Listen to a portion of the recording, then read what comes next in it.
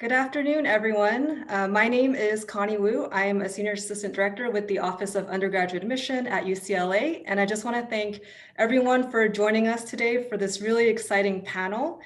We have a good number of alumni who are here with us, who will be sharing their experience. We also have in this webinar a few staff members who are ready to answer any questions that you have. So please use the Q&A function if you do have questions for us.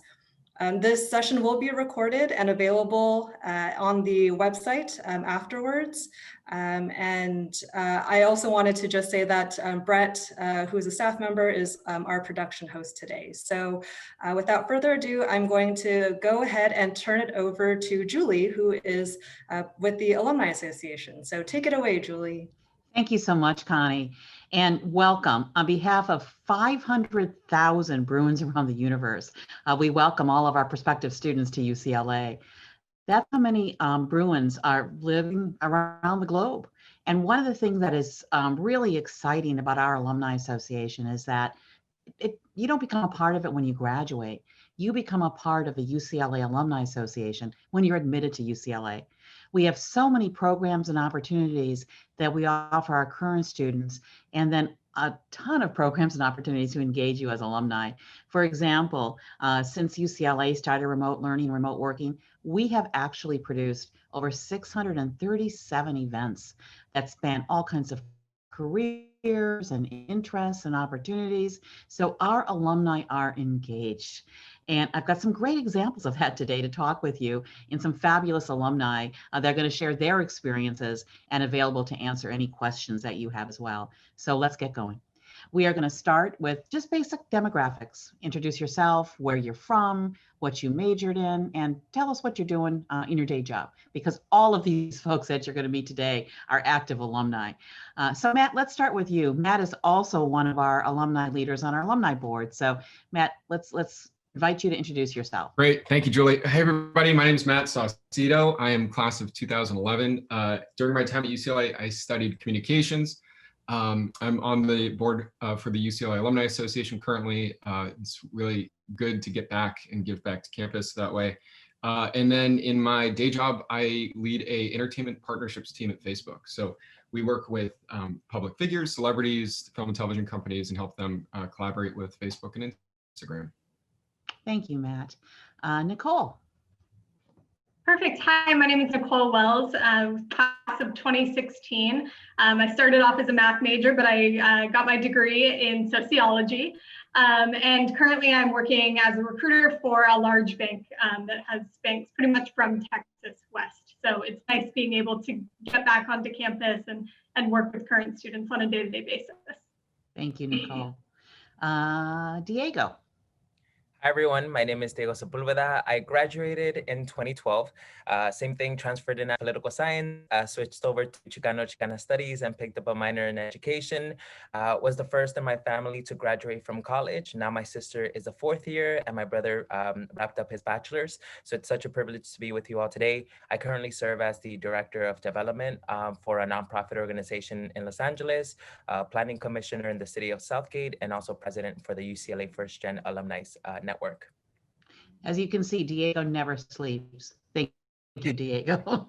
Let's see, Danielle. Hey everyone, my name is Danielle Sork. I'm class of 2017. I majored in African and Middle Eastern Studies with a focus on Sub-Saharan Africa. I also minored in global health.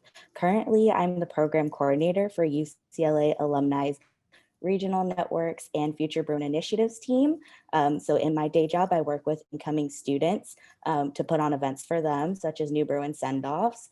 And I also work with our alumni in all of our various regional networks across the globe. So Danielle, tell us where you're at on campus. Tell us a little bit about your background real quick. This is Royce Hall. I've spent many times walking across Royce Hall and the court. So yeah, it's great. It's one of our favorite walkways. Okay, Jess.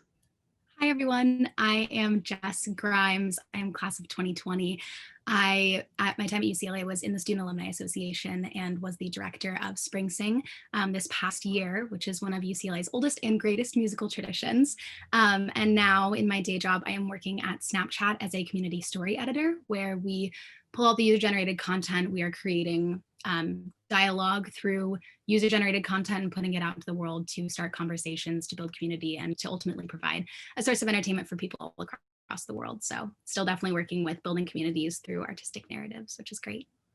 Thank you, Jess. You certainly did a fabulous job of that when you were at UCLA. And you mentioned the Student Alumni Association. Could you just give just a brief background about sort of the mission and purpose of what that organization is?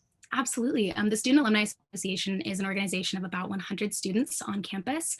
Any age is welcome to join. It's by application, and they basically work on creating all of the, not all of the, but their purpose is to create events that target professional development as well as spirited events such as the B2C Bonfire, Spring Sing, I Heart UCLA Week, all of the fabulous UCLA traditions that we really hold near and dear to our hearts as a community of Bruins throughout generations, as well as providing students all across campus opportunities to build themselves professionally, whether that be interview with a Bruin, where you are able to interview with UCLA alumni and have mock interview sessions, or Dinner for 12 Strangers, which allows alumni to invite current students into their home and host a dinner for them, and you're able to meet people that you never would have been able to otherwise. So it's a fantastic organization.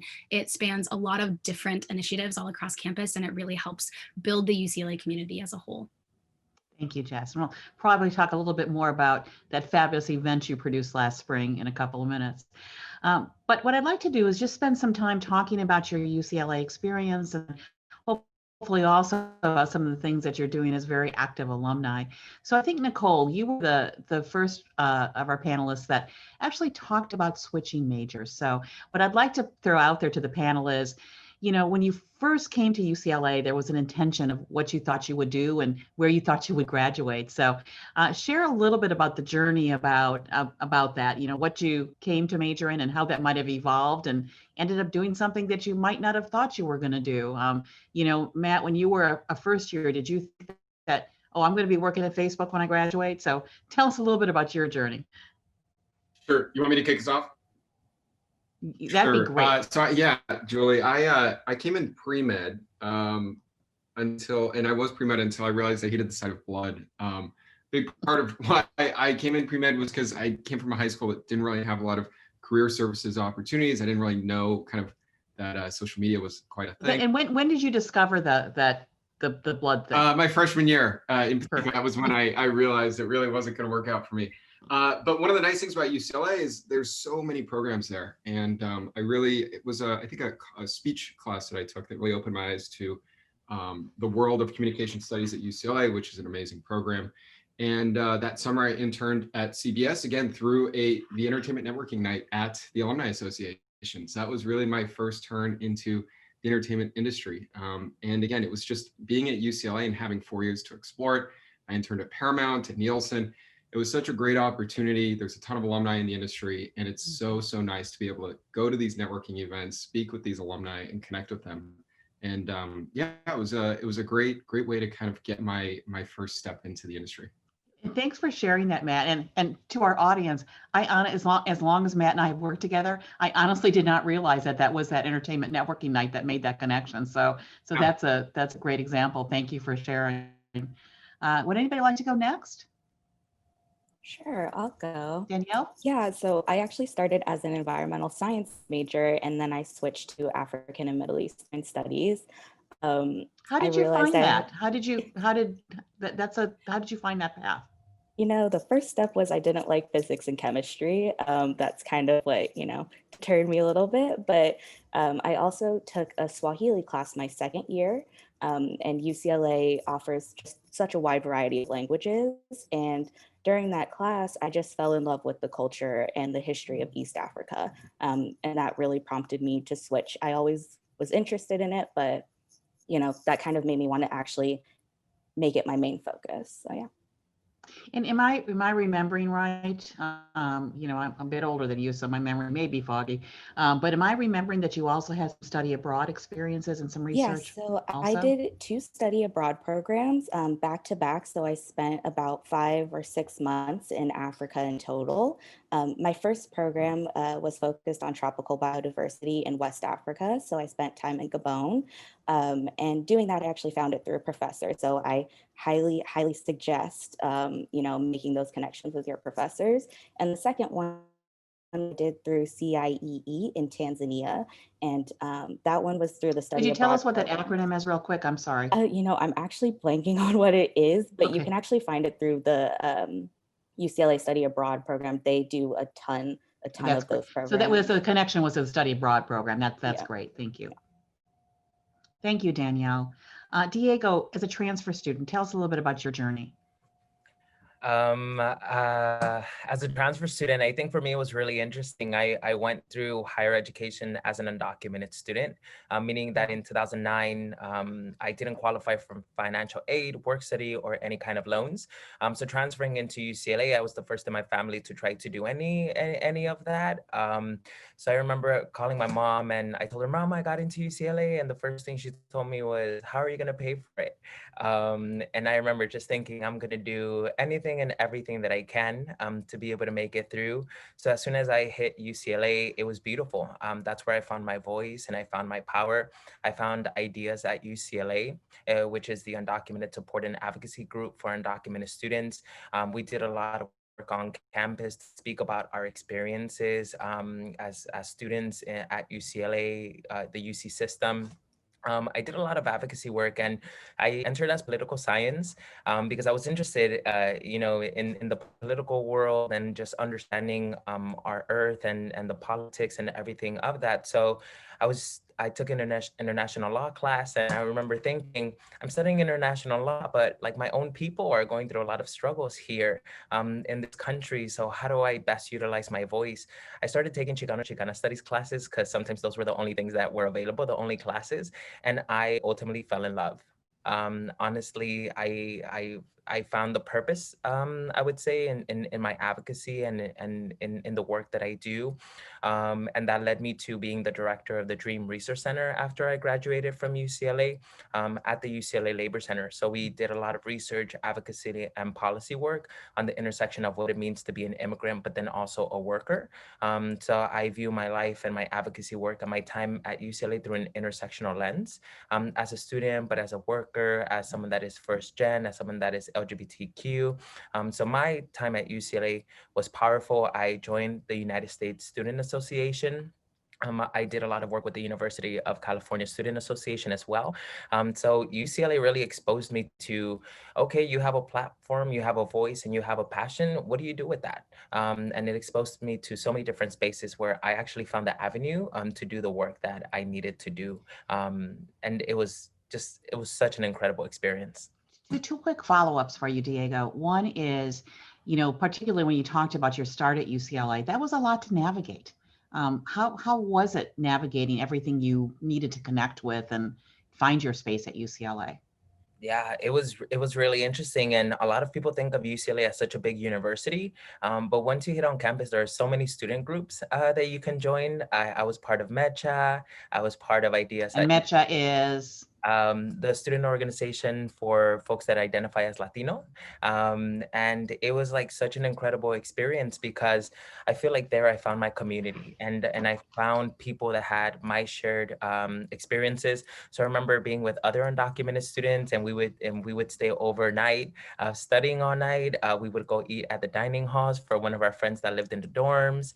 So it was all about community. And honestly, I wouldn't have been able to make it without professors that supported me and my journey. I also shared my story on ABC World News with Diane Sawyer in 2010 to talk about the fact that, I was undocumented, but I wasn't the only one. That there are thousands of people across this country that share my same lived experience.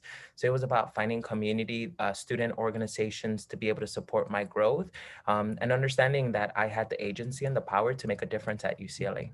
One other quick follow-up, and then we'll move on, is you mentioned that you took an international law class. So one of the questions that's come in is, what might be the best route for somebody who's thinking about going to law school? So I throw that to you or anybody else that may want to jump in. You know, I started as political science because I wanted to go to law school.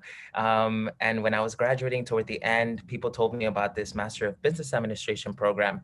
You know, if you apply, they can potentially offer you a scholarship. You have to apply. But when I first started community college, I took an astronomy class because I wanted to do astrophysics. Then I changed to music. So I took piano, I took voice, I was in choir, I changed to political science, got into UCLA with that, and then changed to Chicano studies. And right after I graduated from UCLA, I started a Master of Business Administration program.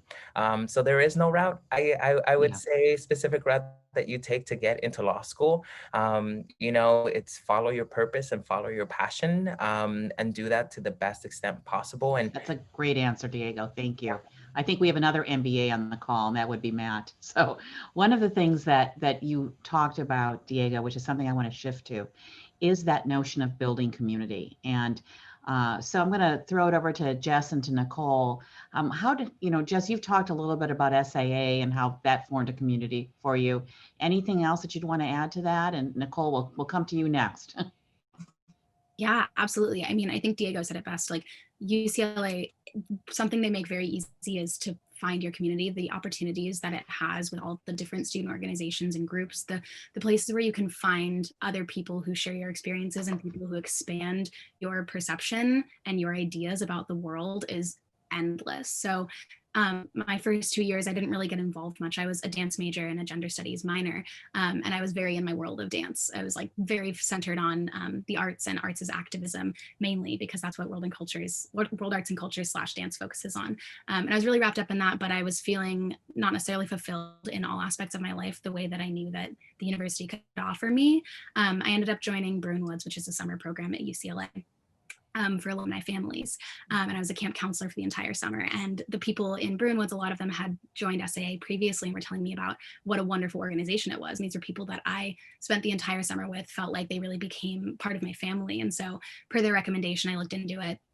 And turns out I had attended so many SAA events in my first 2 years without even realizing it, just, you know, going through the motions of the rest of my university career. And I recognized that all of the events that I had loved, that had been such a huge part of my UCLA experience, were because of things that SAA had put on, whether that was Spring Sing my first year, which is one of the most incredible experiences, just walking into Poly Pavilion and seeing it completely packed with students, families, and alumni, and watching like a night of art that was all centered around like the UCLA experience.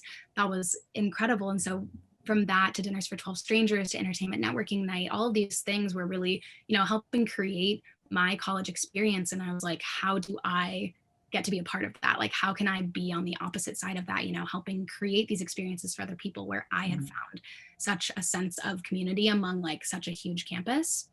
And so I applied to SAA and I ended up getting in my junior year. I was in it my senior year as well. I worked on Spring Sing committee both of those years. And I just was able to— And for those who don't know, Jess, can you just briefly describe what Spring Sing is and how they can watch your show from last year? Right. So Spring Sing typically takes place in Poly Pavilion. It is typically attended by over 8,000 people. And it's like massive show of student talent. It's how Sarah Bareilles was discovered when she was a student. It's how Maroon 5 got their start. There's a panel of celebrity judges. It's just like a one-night event that the entire UCLA community really bonds together for. So obviously, because of COVID, we were unable to do it in Poly this past spring. And what we ended up doing was creating an online virtual event with all of the student artists that would have been a part of the live show. They were able to, from their homes, create acts and music videos and like pieces of virtual art that, you know, really created a sense of still being on campus and still being around the people that you love, even from far away. And something I really learned out of that experience, and in conjunction with my time in World Arts and Cultures and dance, was the power of art to really build community and how that can be such a strong force of bonding people together. So that was a big thing I took away from my UCLA experience in general, that SAA as a whole and Spring Sing specifically really taught me. So Spring Sing 2020 is still online at springsing2020.com. If you ever want to watch the show, it's also on YouTube, on our YouTube channel, and there's an Instagram account and all that jazz. But it's a long-standing UCLA tradition that will be around for many more years to come, which is And I really encourage you, if you have not seen it, to watch it, because one of the things that really came through in Spring Sing, and Jess, you may have been the one that said it, was the point that was made was that Bruins create community wherever we are. And we love our venue, but wherever Bruins gather, that's where community is created. And hopefully you're feeling that sense from our alumni panel today as they talk about the impact of their UCLA journey. And Spring Sing last year online certainly created that community. We weren't in Poly, but we definitely were gathered. So thank you for that, Jess. So Nicole, what about community for you at UCLA? What did that look like? Absolutely. So I started out my UCLA career as part of the marching band. So that was a great way to transition into the university. So were you playing on that music that we heard at the start of this? I played it many times. I'm not sure if I was on that recording, but I definitely was playing that often. Well, thank you. So that, absolutely. So that was a really great sense of community as I started at UCLA, already knowing a large group of the marching band. I also joined my first year orientation staff and was on that for 3 years. So getting to help new students transition into their time at UCLA. And that was a group that I really connected with. It became what I wanted to do after graduation. Before recruiting, went into student affairs and wanted to help students kind of take their next step, where I helped students as they entered UCLA. I was a peer counselor with our college academic counseling, so help students during their time, and wanted to help students as they transitioned out of UCLA as well. So between the marching band, orientation staff, I also joined the Pediatric AIDS Coalition, which puts on the largest philanthropic event at UCLA each year called Dance Marathon. It's a 26-hour dance-a-thon where participants are encouraged to stand for the entire 26 hours to physically take a stand against pediatric HIV and AIDS. And then my senior year, I decided I wanted to do one more thing, so I actually joined stage crew for Spring Sing, just my last quarter at UCLA, to be able to be involved in Spring Sing, an event that I loved so much as well. So between all of those groups was really able to find that sense of community and to find lifelong friends that were able to really help me throughout my time at UCLA and beyond. So I know that we also have a mix of alumni on this call that lived on campus, lived off campus. So talk a little bit about that experience, if you wouldn't mind. And also somebody also threw a question in here about how easy is it from your perspective for students who may be a bit older, like 30s or 40s, to get involved? So anybody want to jump in on that question? Danielle? Yeah, I can jump in about living on campus and all of that stuff. So I actually did 4 separate things each year. Was different for me. My first year I lived in the dorms. My second year I was a commuter student. My third year I lived in the university apartments. And fourth year I lived in a small apartment with 3 people. So, I feel like I kind of jumped around a lot in that sense. Living on campus was great. Getting to know my dorm floor was amazing. And then also being a commuter student, I found it a lot harder, to kind of find my group of people. I find that my smaller classes is where I really met people. And then also living in the university apartments, I was paired with amazing, amazing people who are still like my friends to this day. And then through my actual student groups is how I found my apartment for my 4th year. So, there's a wide variety of ways to, live on campus, live off of campus, and everything like that. So, yeah. And if you wouldn't mind mentioning, which student groups were you involved in? So my main group that I was involved in was the UCLA Women's Rugby Club. So yeah, I joined that my 3rd year. And that's really, really where I found, my best friends for life, basically at this point. So yeah, and then I was also involved in Cooking Club, and Cooking Club is, I don't know if it's still around to this day, but when I did it, we actually would go to homeless shelters and cook dinner for them and do volunteer experiences like that. And also teach students how to cook food in their dorms. So like with a microwave, how to make like a breakfast and everything like that. So yeah, it was really fun. That's great. Sure, those were some life skills that were essential.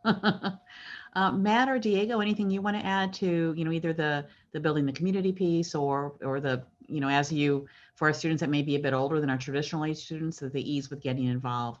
Matt, I think you unmuted first, so. Okay, sure, I could take the second one. So I Okay. went to UCLA I started as I was 18 or something like that, but I had several friends who were either grad students or postdocs or even faculty, I guess through kind of two main things that I did, which was I was on the fencing team, and there was actually a really good rock climbing community at UCLA. I had a couple of friends there, like I said, postdocs, faculty, one or two who were post military service. And I would just say, obviously, it's hard to empathize since I wasn't on that side of it, but it definitely felt like they were a part of the community. They were as active as everybody else. And, I don't know how much of that was like the specific groups that we happen to be in, but it definitely felt like there was a home for those people within the UCLA community. So again, I can't speak specifically from that perspective, but it seemed to work out quite well. That sounds good. So let's talk a little bit now about, obviously this panel, you're still engaged in UCLA as alumni. So let's talk about some of the things that you're involved in. And Diego, you mentioned, for example, that you are president of our first generation alumni group. So maybe talk a little bit about that and also how you as alumni within that group connect with our current students. Awesome. Yeah. So I remember FGAN, as we call it for short, our first gen Alumni Network, started off as a conversation around the needs of first gen students at UCLA, both at the undergraduate level. And just if I could cut in real quick, define what first generation is in case anybody's not aware of that. First generation for us here at UCLA is the first in their family to graduate from college in the United States. So we do have, folks that are alumni and undergraduates that have families that graduate with degrees from outside of the United States, but for us, that's our definition. So really, we operate through the lens of how do we support first-gen students through mentorship, scholarship, community building, and just creating opportunities to really navigate the post-UCLA world. And we do, we've done a lot of incredible work, but it started off as a conversation in 2017. We formalized it into a network within UCLA, and we are the only only first gen network within the UC system. And our goal as first gen is to, if we're the first, to make sure that we're not the last. And how we partner with undergraduate folks is just recently we hosted a panel, and that panel consisted of alumni, one of our board members, Nini, with individuals representing the Undergraduate Association for First Gen Students. And that was a conversation of, from undergrad to post UCLA, you have a community of people that have the same lived experiences, and we're here to support you in any kind of way. So it was just about letting them know that we actually exist and that we are a voice for first-gen students, and that we are building our infrastructure to ensure success not only at the undergraduate level, but also as alumni. And Diego, one of the things I really appreciate about what you're saying is that and you'll hear this from our other panelists as they contribute as well, is for our alumni, either recently graduated or on through the lifespan, one of the things our alumni love the most is being engaged with our current students. And because that's our legacy. And how do we support and lift up the experience and the journey of our current students throughout that, and then connect throughout the lifespan. That is what our Alumni Association does. So Matt, can I throw this one to you too, since you are obviously so actively involved on our board? Yeah, one of the big motivating factors there is, like I mentioned, when I went into UCLA, I didn't really have much of a sense of where I wanted to go. But alumni were a big factor in helping me understand what was available out in the world. And so a lot of the programs that I participated in as a student, I try to participate in now as an alum, but on the other side of the table. So there's some really amazing programs like Interview with Bruin, which helps Bruins prep for their interviews. The Alumni Mentor Program, I actually still talk to frequently one of my original alumni mentors. It's how I got back involved with the UCLA Alumni Association. So I still participate in that, but except this time. Is that Phil? Yeah, Phil Van Guyen. And let's see, what else? Entertainment Networking Night. I mean, there's so many opportunities. We have 500,000 living alumni. We are all dying to talk to students and help. And it's really, like I said, from my perspective, it comes from a pay it forward sort of mentality where I have so many amazing alumni help me, and I want to do the same. And one of the things I'll add to what Matt said too is that our alumni help each other from wherever they live. So for example, if you are on campus or you're enrolled now in school, your mentor might be living in Shanghai. And there's just incredible ways to connect, either one time or long term, as Matt said, he still talks with one of his original mentors. So there's also folks that are involved in our regional networks or chapters. Nicole, do you want to talk a little bit about that experience? Absolutely. So I'm on the board of the San Diego Alumni Network. We received the Alumni Network of the Year this past year, so that was really exciting. I started out as part of the Young Alumni Network. So we had a group of younger alumni that would put together events like escape rooms and hikes, just to get young alumni more involved in the Alumni Network in San Diego. And then I joined the board as now the social media coordinator, just making sure that we're getting information out to our alumni about all of our events. So I think one of the nicest things this past year, I was heavily involved in our new Bruin send-offs that we have for incoming students.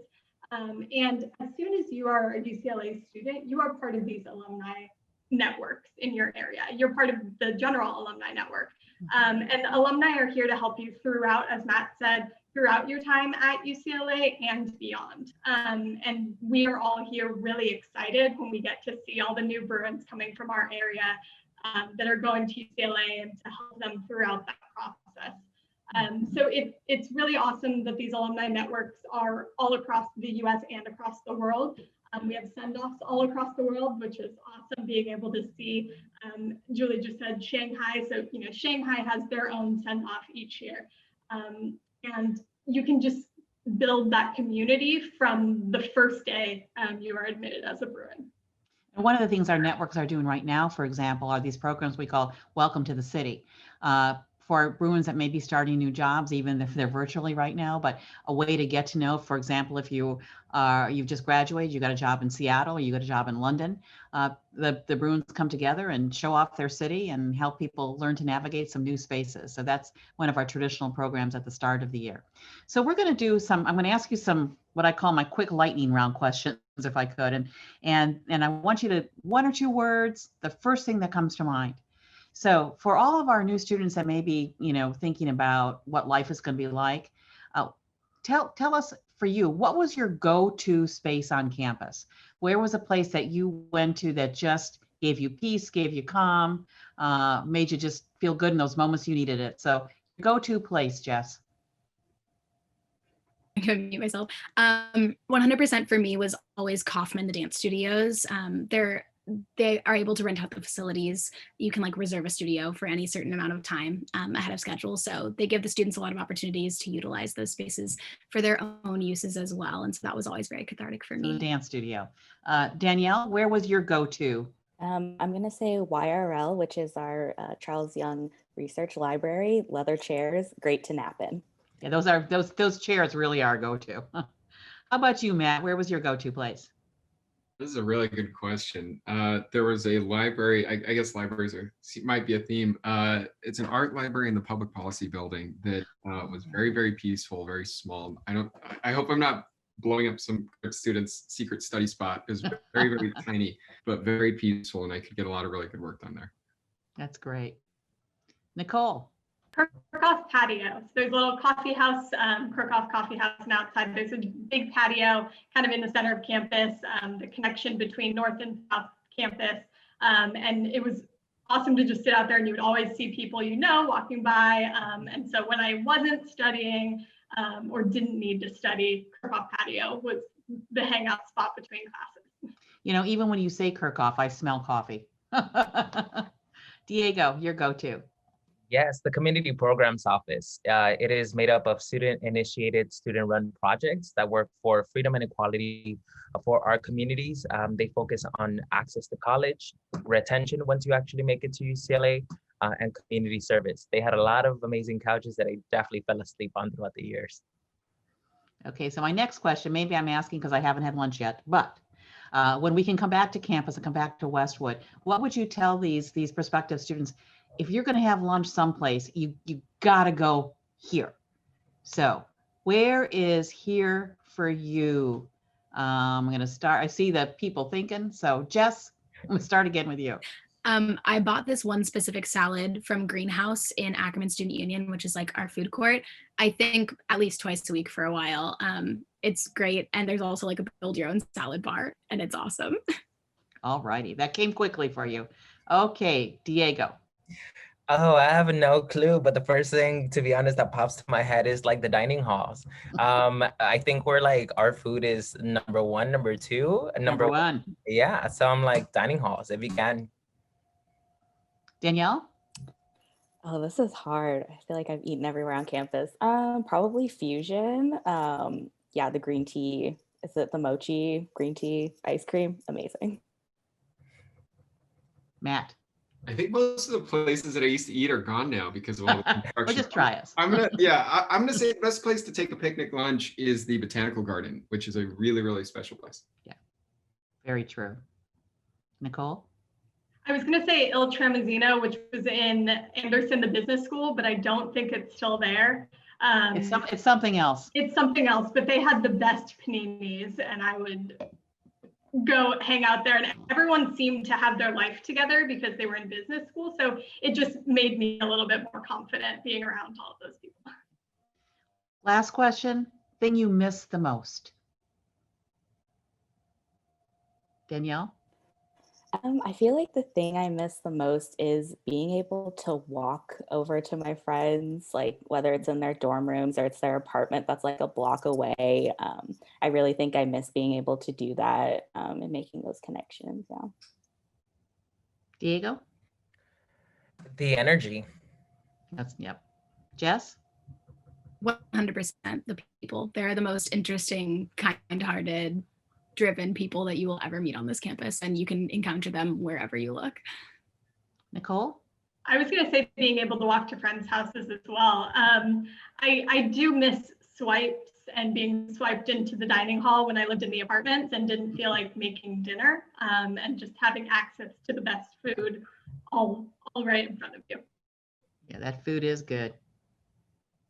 Did I get everybody? Matt? Yeah, Matt. I could go real quick. So never again, unless you go back to grad school, will you be within such close proximity to so many people with so many passions, and will you have such time to explore these, whether it's free movies at Melnitz, the astronomy down in South Campus, or a sport, whatever it is, it's there on campus and it's there for you to explore. And that's something really, really special about UCLA. When you speaking of astronomy, how often can you be taught astronomy or have a lecture by Nobel Prize winner Andrea Ghez, right? Exactly. Who's incredibly accessible. Exactly. So one of the last things we want to share with everyone is Jess talked a lot about Bruin traditions, and one of the Bruin traditions that we love, that if you're wearing a UCLA shirt wherever you go, wherever you are in the world, you're going to break out in an A clap.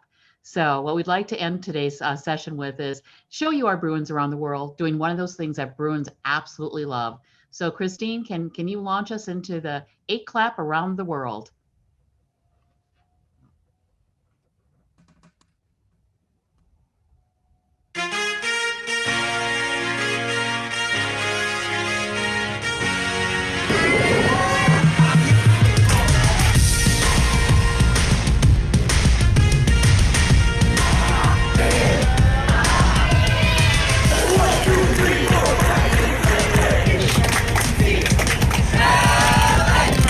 UCLA!